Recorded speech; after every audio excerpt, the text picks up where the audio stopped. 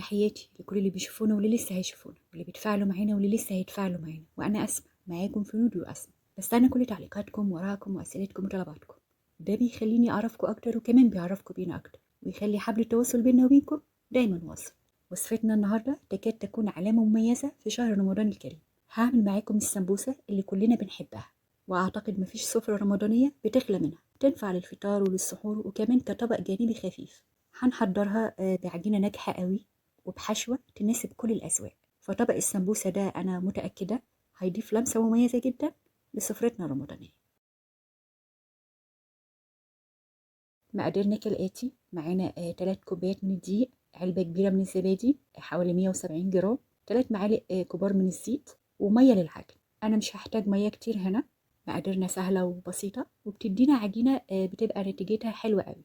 أول خطوة هنعملها هندخل الدقيق، وده مهم جدا وأنا بأكد على الحكاية دي في كل مخبوزاتي. هعمل حفرة في قلب الدقيق وأحط فيها معلقة صغيرة من الملح وأقلبها في الدقيق، وبعدين بقى هننزل بالزيت وعليهم الزبادي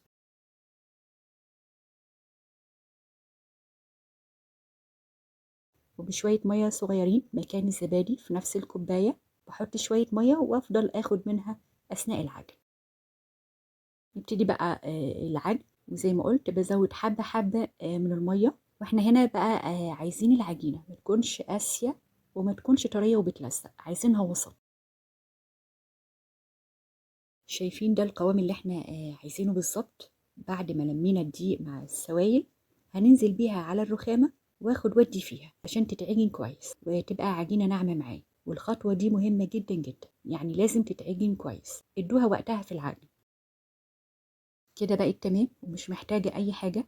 هرجعها البولة مرة تانية وأغطيها بقى بستريتش رول أو كيس نايلون وأخليها تريح أقل حاجة نص ساعة علشان تبقى سهلة معايا في الفرد وكمان تديني نتيجة حلوة قوي.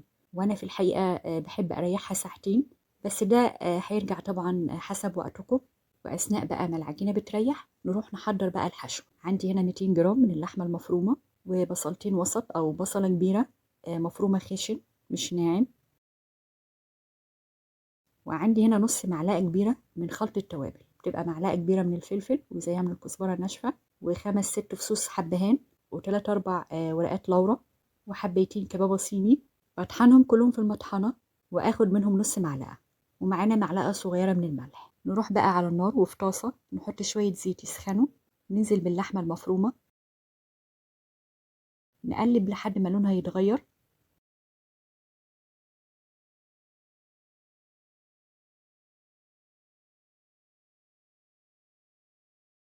بعدها بننزل بالبصل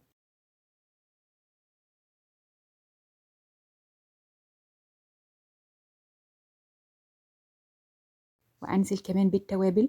أنا مش هحط التوابل كلها، هنحوش حبة منهم على جنب وعليهم الملح ونقلب لحد ما البصل يدبل واللحمة تكمل سواها.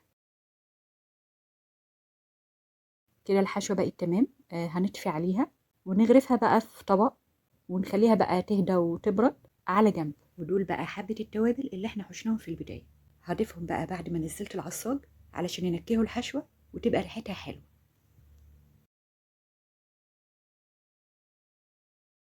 بعد ما بردت هنكون بقى مجهزين شوية كزبرة خضراء وأحطهم على العصاج ونقلبهم كويس. ولو مش حابين الكزبرة مفيش مشكلة، ما نحطهاش خالص على حسب ذوقكم، بس الحقيقة أنا بحبها كده. نروح بقى للحشوة التانية وهي بسيطة جدا وهي الجبنة. والحقيقة احنا بنختار الجبنة المحببة لينا أو اللي احنا بنفضلها. فأنا هنا هستخدم الجبنة الملاوي، بحبها في المخبوزات لأنها بتفضل زي ما هي، العجين مش بيتشربها وبتفضل محافظة على قوامها. قطعتها لحتت صغيرة أو ممكن نبشرها، يعني حسب راحتكم. كده بعد ما جهزنا الحشوات بتاعتنا هنيجي بقى للعجينة. ادي العجينة بتاعتنا بعد ما ريحت بقت طرية وحلوة. هنحطها على الرخامة ونقطعها بقى قطع متساوية.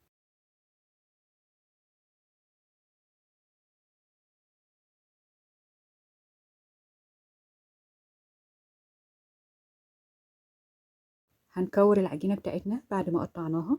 معلش بقى أنا ونودي ايدينا عاملة زحمة شوية بس علشان نكور بسرعة.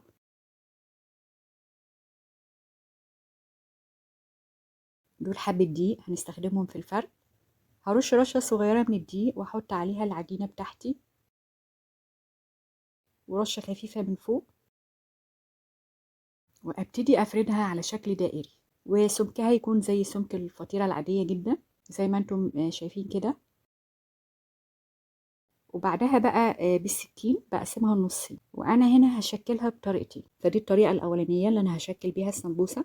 فهاخد الطرف بتاعها والفه على تلت العجينة، واجيب الطرف التاني عليهم زي ما انتم شايفين كده، وارفعها بقى على ايديا او على الرخامة، وابتدي بقى اضغط عليها واقفلها كويس. هتبقى العجينة معايا مثلثة من بره ومفتوحة من جوه زي الجيب بالظبط. هنفتح القرطاس او المثلث ونحط فيه الجبنة ونقفل كويس علشان ما يفكش في الزيت وانا وبحمرها.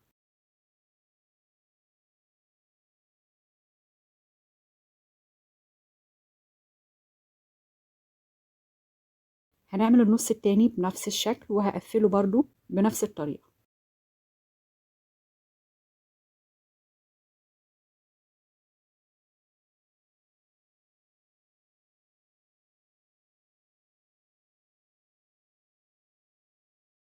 هجيب العصاج وهاخد المثلث وافتحه واحط فيه شوية من الحشوة ونقفل كويس زي ما قلنا.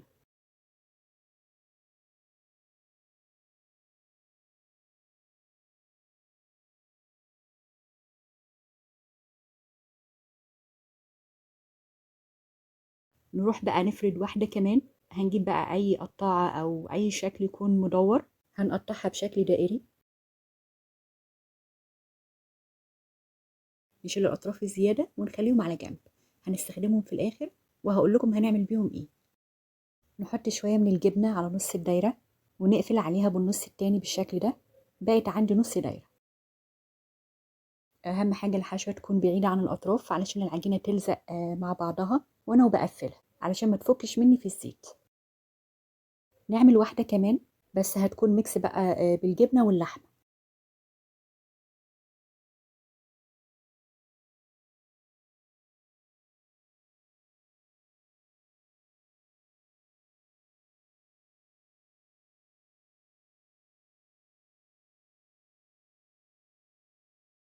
أهم حاجة نرص السمبوسة على فوطة ونغطيها بفوطة تانية علشان ما تنشفش أو تلزق مع بعضها زي ما انتم شايفين كده. المحشية جبنة بتبقى لونها فاتح، أما العصاج دايما بيبقى لونها غامق شوية. في الاخر بعد ما خلصنا خالص بواقي العجين اللي بتتبقى معايا بكورها بقى كورتين او اكتر على حسب الكميه اللي هتطلع عندي، واخليها تريح شويه، وبعدين بفردها على شكل دايره وبتكون سميكه شويه، وبعدين بقى بقطعها لاربع تربع واحمرها زي السمبوسه بالظبط.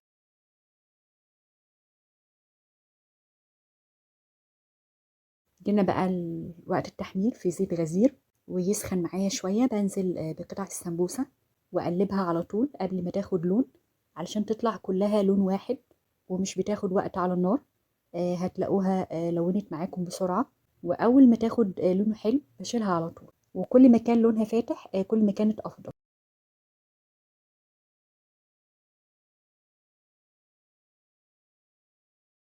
خلصنا بقى قلي، نرصها بقى على الأطباق بالشكل ده. شكلها ولونها بيبقى تحفة بجد، يجنن وطعمها شهي جدا. والعجينة بتاعتها ناجحة جدا جدا. وبلاش أثناء القلي نحط السمبوسة هي وسخنة على بعضها، لا نفردهم من بعض شوية. ودي بواقي العجينة بتطلع رهيبة ونفخة، تتاكل كده أو نغمسها مع الجبنة زي ما تحبوا. بجد أنا أحيانا بعملها لوحدها كده، بعمل نفس العجينة وبقطعها وبحمرها، وبعدين بقى نغمسها مع جبنة أو أي حاجة إحنا بنحبها تكون مالحة. ده شكلها من جوه. نقدم معاها بقى مخلل، طماطم، خيار زي ما تحبوا. بجد طبق شهي هيزين سفرتكم في رمضان، وبالهنا على قلوبكم ورمضان كريم.